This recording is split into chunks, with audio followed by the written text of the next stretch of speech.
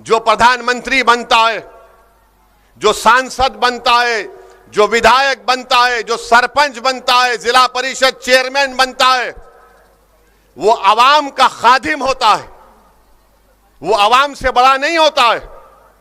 अब देश के प्रधानमंत्री मोदी जी कह रहे हैं कि मैं भारत से बड़ा हूं, मुझे ऊपर वाले ने खास मकसद के तहत पैदा किया। मोदी जी, आपने जो मकसद आपका था आपने सब पूरा कर लिया, उसको गरीबों को और गरीब कर दिया, मुफलिसों को और आपने परेशान कर दिया। दोस्तों, शुरू में ही आपने ये बयान सुना अरशदुद्दीन वैसी साहब का, जिसमें बता रहे हैं मुनव्वर जमा को गिरफ्तार क्यों किया। तो सुनते इस बयान को। तुमको डराया जा रहा है एक दाढ़ी वाले और टोपी पहनने वाले से, तुमको डराया जा रहा है मस्जिदों के मीनार दिखाकर, तुमको डराया जा रहा है हमारे लिबास को दिखाकर। सुनो नौजवानों, यही मस्जिदों के मीनार थे जिनसे सदाएं आती थी कि अंग्रेजों के खिलाफ जिहाद करो। यही मस्जिदों के खतीब और इमाम थे जिन्होंने बिहार में जिना के पैगाम को ठुकराया। आप तो अंसारियों की बस्ती है, आपके बुजुर्गों ने पाकिस्तान के पैगाम को ठुकराया था। बताइए, आप आज हमको गाली दी जा रही। तो मैं आपसे अपील करने आया हूं कि आप मजलिस को मजबूत करिए। हम कभी भी किसी समुदाय के खिलाफ थे ना है ना कभी रहेंगे इंशाअल्लाह ताला। मोदी जी डिस्को डांसिंग कर रहे चीन के साथ। सीवान का एक 7 साल का बच्चा, उसकी मां पुकारते रही कि मेरा बेटा 7 साल का है। जो 16 साल के कम उम्र के होते हैं वो जेल को नहीं भिजाए जाते, उनका एक अलग घर होता है बच्चों का, जुवेनाइल होम कहते हैं अंग्रेजी में। वो मां पुकारते रही, वो मां कहते रही तेजस्वी से कि तेजस्वी मेरा बेटा 7 साल का है, जेल मत भिजाओ। 7 दिन वो मां सीवान की जेल के सामने बैठी रही। आज तुम ओवैसी को गाली देते हो जालिमों। अगर तुम्हारी औलाद पर कुछ हो जाएगा तो तुम सारा बिहार आसमान पर उठा लेते हो कि हमको जेल में डाल रहे हैं। तेजस्वी कहते हैं, लालू कहते हैं मेरे परिवार को जेल में डालेंगे। तुम्हारा परिवार को जेल में डालने की बात तो जेल होगी, और मेरा बेटा जो 7 साल का 7 दिन जेल में था उसकी तकलीफ नहीं होगी। तेजस्वी बोलो, तुम डिप्टी चीफ मिनिस्टर थे, तुमने क्या किया? तुमने हमारे 4 जर खरीद गुलामों को तुमने खरीद लिया, जमीर फरोशों को। उन्होंने जमीर बेचा और तुमने उनको खरीद लिया। और एक ऐसा एमएलए है हमारा जिसको इन्होंने खरीदा, कितने में उसको मालूम हुआ कि उसको 70 लाख या 1 करोड़ रुपया दिया गया। वो जाकर अपना ईमान बेच दिए और दुबई में होटल खोलते हैं। वो दुबई में होटल खोला, होटल का इनॉग्रेशन करवाया क्रिकेटर अजहरुद्दीन से। और आपको मालूम होटल का नाम क्या रखा उसने? हैदराबाद बिरयानी हाउस। यानी हम सब 5 साल तूफान आया, सैलाब आया, जमीन कट रही है, हम दौड़ रहे हैं।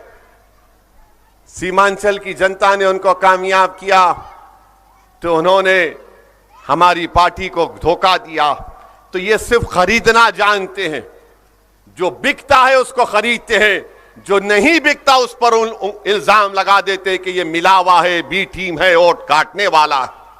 तुम जितने इल्जाम लगाते लगा लो, मुझे उसकी फिक्र नहीं है, क्योंकि जब हम सब दोबारा जिंदा किए जाएंगे उस वक्त ये जो इल्जाम लगाने वाले हैं, तुम तैयार रहना, अल्लाह के दरबार में तुमको जवाब देना पड़ेगा। जब मुझे कोई फिक्र नहीं है, अल्हम्दुलिल्लाह मुझे कोई फिक्र थी ना रहेगी। तुम्हारे इन झूठे इल्जामात की मैं परवाह भी नहीं करता।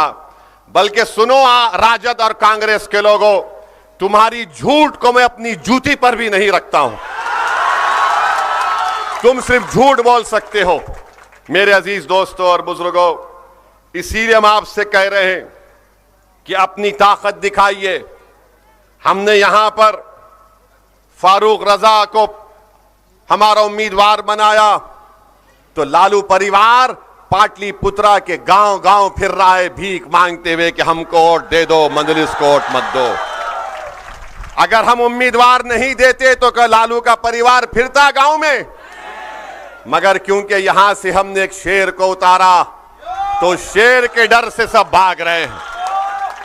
इनको डर इस बात का है, अगर यहां से फारूक रजा आगे बढ़ जाएगा, यहां की जनता में सियासी क़ियादत का पैगाम पहुंचा देगा जो होगा, तो तेजस्वी को इस बात का डर है कि अगर इस चुनाव में नहीं रोक पाए तो विधानसभा में ये तो हमारी गिल्ली को उड़ा देंगे, हम उड़ाएंगे तुम्हारी गिल्ली को इंशाअल्लाह। तुम ये समझ रहे हो कि हम सिर्फ ये पार्लियामेंट का चुनाव लड़के चले जाएंगे, पाटलिपुत्रा से नहीं जाएंगे। लिख के रख लो तेजस्वी और तुम्हारा परिवार, जब विधानसभा का चुनाव आएगा तो यहां पर जितने विधानसभाएं, वहां से मंजलिस अपना प्रत्याशी उम्मीदवार को खड़ा करेगी और ओवैसी खुद आएगा प्रचार करने के लिए, जैसा आज मैं आया हूं।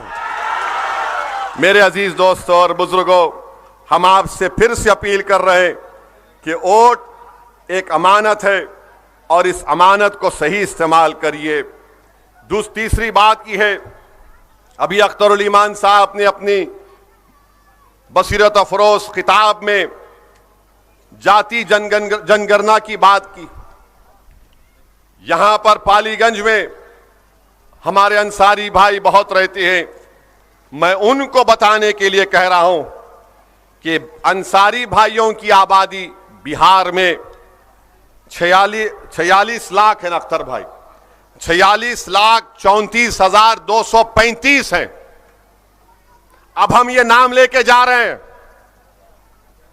कल से बल्कि आज शाम से तेजस्वी और लालू परिवार अंसारी भाई शुरू हो जाएंगे। अभी नहीं बोल रहे थे। अंसारी भाइयों की आबादी 46,34,245 है। कितने साल लालू राबड़ी मुख्यमंत्री थे? 12 साल, 15 साल थे। तेजस्वी डिप्टी सीएम करीब 3 साल रहे होंगे, 3.5 साल, माने 19 साल के करीब राजद की सरकार। 46,34,245 अंसारी भाइयों की आबादी बिहार में है। आपको नौकरी कितनी मिली और कितनी मिलनी, हम बताते हैं कितनी मिलनी चाहिए थी आपको। आपको नौकरी मिलना चाहिए था 48,650, 48,650। हाँ कितना नहीं है वो, आप लिख के दिए 100। अच्छा 78,000 अख्तर भाई कह रहे, चलिए मानते हैं। मिली कितनी नौकरी आपको? 4,000, हाँ 44,000 करीब। हाँ इतनी नौकरी कम मिली आपको। अब इसके बारे में तेजस्वी कुछ बोलेंगे, लालू बोलेंगे, नीतीश बोलेंगे, कुछ नहीं। बुनकर भाइयों की आबादी है, तुमने क्या किया उनके लिए? उनके पावरलूम के लिए क्या किया? याद रखिए, ये सिर्फ वोट हासिल करते हैं। आप मंजलिस का साथ दीजिए, आपको मान सम्मान मिलेगा, आप नेता बनेंगे इंशाअल्लाह ताला। आप खुद अपने मुकद्दर के फैसले करेंगे। मगर यहां पर सिर्फ इल्जाम लगा दिया जाता है कि मंजलिस आई तो वोट काट के जाएंगे। अच्छा मेरे भाई, कल मोदी जी भी यहां पर आए थे। अगर हम मोदी जी के बारे में, नरेंद्र मोदी के बारे में नहीं कहेंगे तो ये राजद कांग्रेस वाले तोलते हमारे भाषण को। इन्होंने आधा किलो ज्यादा बोला हमको, मोदी को कम बोला। तो हम किसी का कर्जा नहीं रखते, मगर आप जानते हैं कि इस पाटलिपुत्रा सुनिए पाटलिपुत्रा पार्लियामेंट हलके में कैंटोनमेंट का आर्मी का एरिया है दानापुर। यहां पर मुकामी आवाम को बड़ी तकलीफ होती है वहां से गुजरने के लिए।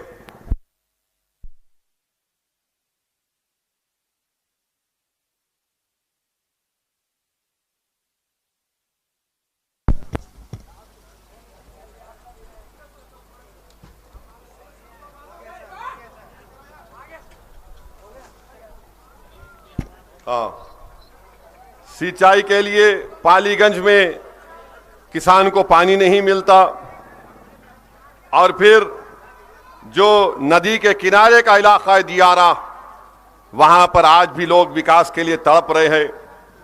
नौबतपुर के अतराफ के इलाकों में जराइम में इजाफा हो गया। यहां पर इतना बड़ा काम टूरिज्म के लिए हो सकता है, मानेर शरीफ की दरगाह है, और हमारे हिंदू भाई के लिए उलार सूर्या की मंदिर है। गवर्नमेंट के स्कूलों में टीचर नहीं है। पालीगंज में बस डिपो का काम शुरू हुआ है, मगर कितने बसेस चलती हैं वो आप बेहतर जानते हैं। फिर किसान परेशान है, कीमतें उसको नहीं मिलती हैं। तो मैं और एक बात आपको बताना चाहूंगा। नरेंद्र मोदी कल यहां पर आए थे, इसी पार्लियामेंट के क्षेत्र में आए थे, और आकर नरेंद्र मोदी ने क्या कहा, वोट जिहाद की बातें उन्होंने की। मोदी ने कहा वोट जिहाद। मोदी ने लफ्ज मुजरा भी अपने जबान से निकाल दिया। मोदी जी, आपने पाटलिपुत्रा को आकर मुजरा की बात की, तो असदुद्दीन ओवैसी आपसे पूछना चाहता है मोदी जी, पिछले 3 साल से चीन भारत की 2000 स्क्वायर किलोमीटर जमीन पर कब्जा करके बैठा है। 2000 स्क्वायर किलोमीटर पर। मोदी जी, आप चीन को नहीं हटा रहे, तो क्या आप डिस्को डांसिंग कर रहे थे चीन के साथ? आप ये समझ रहे हैं कि आप मुजरा बोलेंगे तो हमारे मुंह में जबान नहीं है मोदी जी, बहुत बोल सकते हम, आपकी आरएसएस की तारीख को बयान कर सकते। चीन को नहीं हटा रहे, चीन कब्जा करके बैठा है, तो मालूम हुआ मोदी जी डिस्को डांसिंग कर रहे हैं चीन के साथ। फिर मोदी जी कल बोले मुजरा। मोदी जी, वो जो धर्म संसद हो रहा है, जिसमें अल्पसंख्यक समाज के मुसलमानों को, उनकी महिलाओं को गालियां दी जा रही हैं, तो आप उनके साथ भांगड़ा कर रहे थे। आप उनके साथ भांगड़ा कर रहे थे। मोदी जी, जो लोग बुलडोजर चला रहे हैं और जो लोग CAA कानून को लागू करके हमारी शहरियत हमसे छीनना चाह रहे, आप उनके साथ भरतनाट्यम कर रहे हैं मोदी जी। मेरे अजीज दोस्तों और बुजुर्गों, ये इनका मामला है। नौजवानों, अब तो मोदी जी ये कह रहे हैं कि मैं बायोलॉजिकल तरीके से पैदा नहीं हुआ। आप और हम तो पैदा हुए ना अम्मा की पेट से, हमारे पैदा हुए ना। अब मोदी जी बोल रहे कि मैं वैसा नहीं पैदा हुआ। मोदी जी, आप इंसान भी है या नहीं, हमको डर हो रहा है। मैं बायोलॉजिकल नहीं हूं, फिर क्या है आप? नहीं, मुझे ऊपर वाले ने खास मकसद के लिए पैदा किया है। मोदी जी, यकीनन आपका मकसद एक ही है कि जिस तरह 10 साल में आपने भारत के नौजवानों को, गरीबों को ठगा। आपने 2014 में कहा था भाइयों बहनों 15 लाख आएंगे, आपने गरीब की गरीबी का मजाक उड़ाया। आपने कहा था 2 करोड़ नौकरियां दूंगा, आपने भारत के नौजवानों का मुकद्दर बेरोजगारी बना दिया। फिर 2019 का चुनाव आया तो मोदी ने कहा भाइयों बहनों मैं चौकीदार, कहा था ना, मैं चौकीदार। आप सोचिए, अच्छे दिन से 15 लाख, फिर चौकीदार, अब चौकीदार से कह रहे हैं कि मैं खुद एक भगवान हूं। अब वो कहना बाकी है। आप बताइए, देश है ये क्या है? जो प्रधानमंत्री बनता है, जो सांसद बनता है, जो विधायक बनता है, जो सरपंच बनता है, जिला परिषद चेयरमैन बनता है, वो आवाम का खादिम होता है, वो आवाम से बड़ा नहीं होता है। अब देश के प्रधानमंत्री मोदी जी कह रहे हैं कि मैं भारत से बड़ा हूं, मुझे ऊपर वाले ने खास मकसद के तहत पैदा किया। मोदी जी, आपने जो मकसद आपका था आपने सब पूरा कर लिया उसको। गरीबों को और गरीब कर दिया, मुफलिसों को और आपने परेशान कर दिया। गरीब परेशान है, नौजवान भटक रहा है नौकरी के लिए, नौकरी नहीं मिलती उसको। आज जिस तरह मोदी ने आर्मी में, फौज में, एयरफोर्स में 4 साल की नौकरी कर दी। कई बिहार के बच्चे जो इम्तिहान लिखकर फौज में जाते थे, उनके लिए एक बड़ा फख्र की बात होती थी कि हम भारत की फौज में हैं, एयरफोर्स में हैं। तो मोदी जी ने उन गांव के गरीब बच्चों को कह दिया कि तुम 4 साल की तुमको नौकरी मिलेगी और 4 साल के बाद तुमको पेंशन नहीं मिलेगा। 4 साल के बाद तुमको चंद लाख रुपए दे दिए जाएंगे, तुम्हारे बच्चों की शिक्षा का इंतजाम नहीं होगा। मैं बिहार के युवाओं से, भारत के युवाओं से कह रहा हूं, अगर मोदी तीसरी मर्तबा वतन अजीज के वजीर आजम बनेंगे तो सीआरपीएफ में, बीएसएफ में, रेलवे पुलिस फोर्स में, आईटीबीपी में सबको 4 साल की नौकरी देंगे और उसके बाद उनको बेरोजगार कर देंगे। और जहां जहां बीजेपी की सरकार होगी वहां पर भी पुलिस में कहेंगे कि पुलिस की भर्ती होगी तो सिर्फ 4 साल की होगी। बताओ नौजवानों, युवाओं, तुम कब तक ओवैसी के नफरत को लेकर मोदी का साथ दोगे? तुम मुझे गाली दो, मगर ये तो बताओ कि तुमको नौकरी मिली, तुम्हारे घर में चिराग जल रहा है। अरे तुमको डराया जा रहा है एक दाढ़ी वाले और टोपी पहनने वाले से, तुमको डराया जा रहा है मस्जिदों के मीनार दिखाकर, तुमको डराया जा रहा है हमारे लिबास को दिखाकर। सुनो नौजवानों, यही मस्जिदों के मीनार थे जिनसे सदाएं आती थी कि अंग्रेजों के खिलाफ जिहाद करो। यही मस्जिदों के खतीब और इमाम थे जिन्होंने बिहार में जिना के पैगाम को ठुकराया। आप तो अंसारियों की बस्ती है, आपके बुजुर्गों ने पाकिस्तान के पैगाम को ठुकराया था। बताइए, आप आज हमको गाली दी जा रही। तो मैं आपसे अपील करने आया हूं कि आप मजलिस को मजबूत करिए। हम कभी भी किसी समुदाय के खिलाफ थे ना है ना कभी रहेंगे इंशाअल्लाह ताला। हमारा मकसद एक ही है कि जो कमजोर है उसको इंसाफ मिले, जो गरीब है उसको रोजगार मिले। हमारा मकसद एक ही है कि हिस्सेदारी जब होती है तो सबको बराबर मिलना चाहिए। ये सामाजिक न्याय नहीं है कि सिर्फ एक ही परिवार के घर में 2 एमएलए भी रहें, 2 एमपी भी बन जाएं। खुदा ना खास्ता, कब तक ये नाइंसाफी चलेगी? ये अराजक की बात करने वालों, बताओ कौन सा प्रोग्राम उनके पास है? क्या करना चाहते हैं तुम बताओ? इनकी एक बड़ी दास्तान है। दूसरी तरफ बीजेपी है जो एक भी टिकट किसी मुस्लिम अल्पसंख्यक समाज को नहीं देती है। और नरेंद्र मोदी मुसलमानों को घुसपैठी कहते हैं, हमारी बेटियों को बदनाम करते हैं कि हम बच्चे ज्यादा पैदा करते हैं, जो सरासर झूठ है। आप जानते हैं कि नरेंद्र मोदी के पिताजी ने भी 6 बच्चों को पैदा किया था। दोस्तों, उम्मीद करता हूं यह वीडियो आपने पूरी देखी, आपने अरशदुद्दीन ओवैसी साहब का पूरा बयान सुना। और मुनव्वर जमा एक मुस्लिम प्रोफेसर थे, उनको मुस्लिम होने के बावजूद, मुस्लिम होने के कारण उनको जेल में डाल दिया गया है। आपको तो पता ही है कि मुसलमानों के खिलाफ कितनी सख्त कार्रवाई चल रही है। मुसलमानों की गलती हो या ना हो, लेकिन उनको जेल में डाल दिया जा रहा है। बड़े से बड़े उलेमा जिस तरह मुफ्ती सलमान अजरी, मौलाना कलीम सिद्दीक और भी बहुत सारे उलेमा इसलिए अभी भी जेल के अंदर है। कुछ उलेमाओं के पीछे हमारी सरकार पड़ी हुई है, कुछ स्कॉलर, मुस्लिम स्कॉलर्स के पीछे भी सरकार पड़ी हुई है कि उनको कैसे रोका जाए कि वो इस्लाम को ना बढ़ा सके।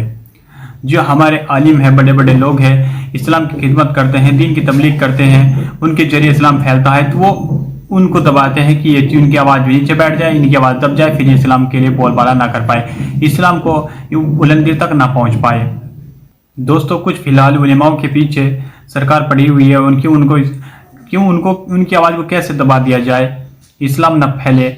और आप तो ये भी जानते हैं कि मुस्लिम, जहाँ पर मुस्लिम आबादी कम होती है वहाँ दंगे फसाद ज़्यादा होते हैं, वहाँ मुसलमानों को मारा जाता है, घरों में घुस कर मारा जाता है। बहुत लड़ाई झगड़े हो रहे हैं दिन पर दिन, कहीं ना कहीं अभी बहराइच यूपी में हो रहे हैं और महाराष्ट्र की पुलिस ने मुनव्वर जमा को गिरफ्तार किया।